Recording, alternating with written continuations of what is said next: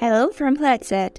Today I would like to show you how you can create an account of your own. At the top of our website you will see two tabs. If you already have an account, you should hit the Login tab. Here you can enter your account by either inserting your Gmail address or filling out the form with your email and password. Hit on the register if you don't already have an account. You can register by entering your first and last name, email address, and a strong password. You can also register by entering your Google account. Choose your email address and confirm it. Then you will be directly sent to your panel.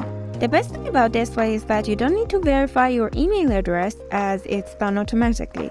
Soon we will add a new option allowing you to log in via LinkedIn and other platforms.